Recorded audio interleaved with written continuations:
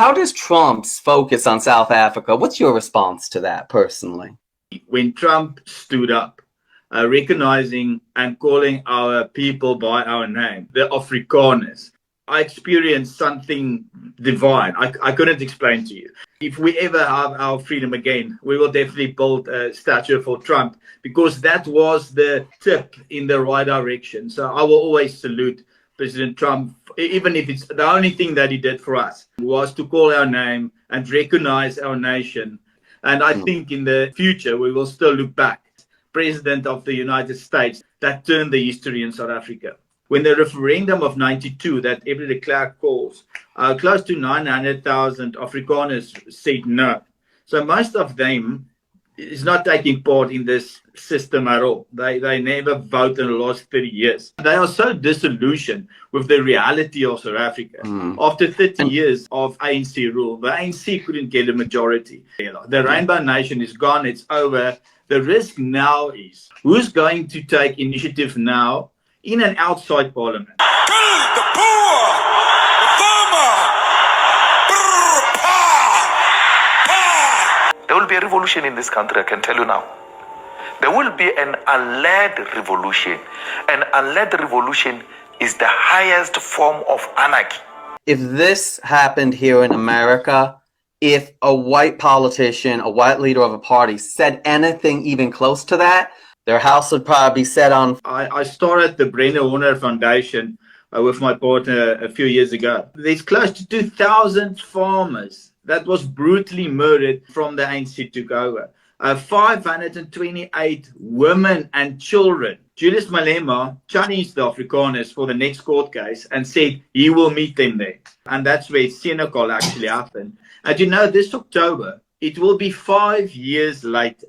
We know exactly how it happened, how 5 guys organized by the police, and still up to today, there's no justice for Brendan. Over 90% of all the farm murders, it's just nothing happened after that. Just look what's going on today in South Africa when there's freedom and there's no apartheid. All the killings, you know, we cry about the farm killings. Do you know how many people is every day is killed in South Africa? It is a terrible place to live in. So is this worse than apartheid? 10 years ago, Gatsha Buthelezi, the leader of the IFP, got up in Parliament and he said to the whole world, it was better for black people under apartheid rule than under this government, because we actually look after each other.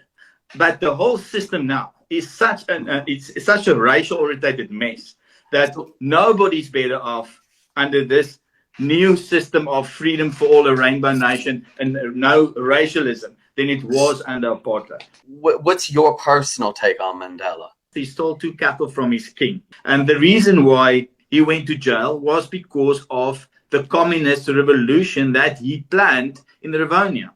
The reason why F.W. de Klerk resigned in this big government of National Mandela, so anti-white, anti-Afrikaans, that he was not willing to see F.W. de Klerk because he was representing the white in South Africa. We brought peace to South Africa by stopping the tribal wars. This is not a black-white thing. We are different tribes and we need our freedom and space to rule ourselves. And as soon as we have that, we can work together in confederal states. This country will go up in flames, exactly what Malema is saying. And he's predicting exactly the future as an alternative. If the MK party of Zuma, which is the 3rd largest party today, which is today the official opposition in this country, backed by the EFF, and that's the reason why your president is helping us to get to America. Because obviously he advises, he's seeing exactly the same thing that I'm telling you now. You know, a lot of people knows about the Blood River because it's a black-white thing. At the end of the day, after the Battle of Black River, the king of the Zulus, and he said to the Boers, let's meet at the same middle spot of the battle. And they said, listen, let there be peace between the Boers and the Zulu people forever from now on. Very interesting, a few years later, the 2 princes was fighting for the crown of the Zulu kingdom.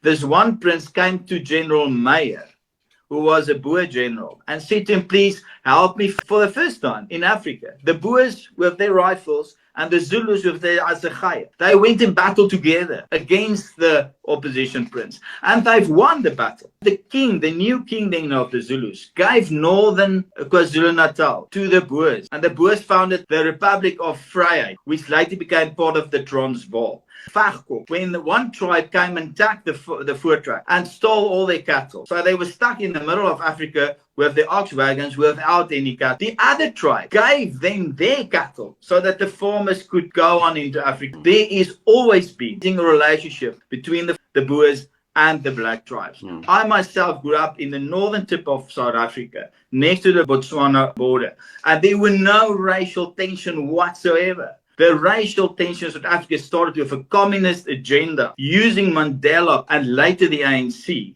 in a revolution to untopple the government to become a communist state. Thatcher called Mandela a terrorist. I always remember my grandfather said to me, we live in a European state today, but always remember you are part of Africa. Thousands of farmers with tractors and lorries and protest and speeches and flags and we did whatever we could get the community involved, but nothing is making any difference. The government still don't want to see this as a priority, and the only thing that will save our farmers is our own commandos under our own rule. It's easy to make a black or white thing out of everything in South Africa, and that's kind of the narrative that they're playing with us. But if you go and see what's going on in the Congo, in Rwanda, in Mozambique, they do horrible things with each other.